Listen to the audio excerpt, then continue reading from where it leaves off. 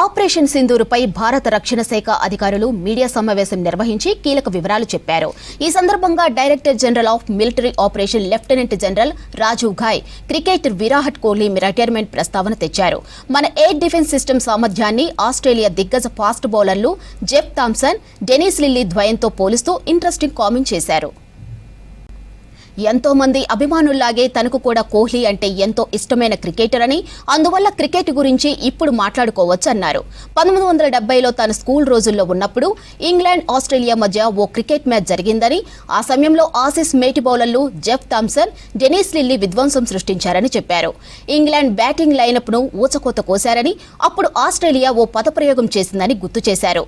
Ashes to Ashes, dust to dust థామ్సన్కు దొరక్కపోతే లిల్లీకి చిక్కాల్సిందే అని చెప్పిందని, ఇప్పుడు పాకిస్తాన్పై పోరులో భారత్ ఆధిపత్యాన్ని అలాగే అభివర్ణించొచ్చని లెఫ్టినెంట్ जनरल राजीव घाय అన్నారు. ये मुझे एक इंसिडेंट की याद दिला रहा है. ये एस्पेक्ट हाईलाइट करना चाहता हूँ.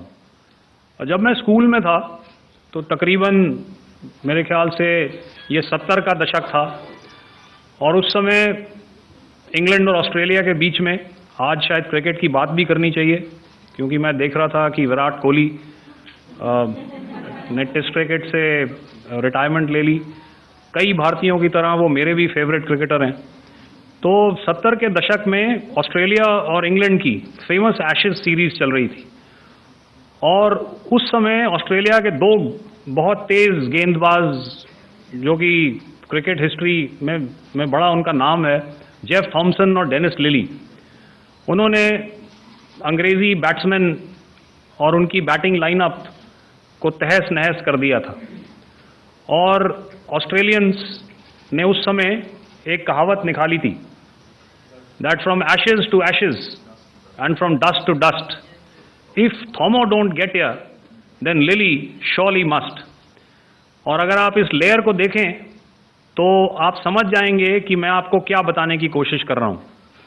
तो अगर आप सारे सिस्टम्स को पार कर भी गए तो आपको फिर भी एयरफील्ड या लॉजिस्टिक इंस्टॉलेशन या जो भी चीज़ को आप टारगेट कर रहे हैं उसमें पहुंचने से पहले कोई ना कोई. ఆపరేషన్ సింధూరుపై భారత రక్షణ శాఖ అధికారులు మీడియా సమావేశం నిర్వహించి కీలక వివరాలు చెప్పారు. ఈ సందర్భంగా director general of military operation lieutenant general Rajiv Ghai cricketer Virat Kohli retirement ప్రస్తావన తెచ్చారు.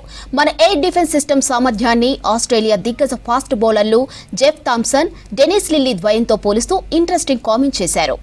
क्योंकि मैं देख रहा था कि विराट कोहली ఎంతో మంది అభిమానుల్లాగే తనకు కూడా కోహ్లీ అంటే ఎంతో ఇష్టమైన క్రికెటర్ అని, అందువల్ల క్రికెట్ గురించి ఇప్పుడు మాట్లాడుకోవచ్చు అన్నారు.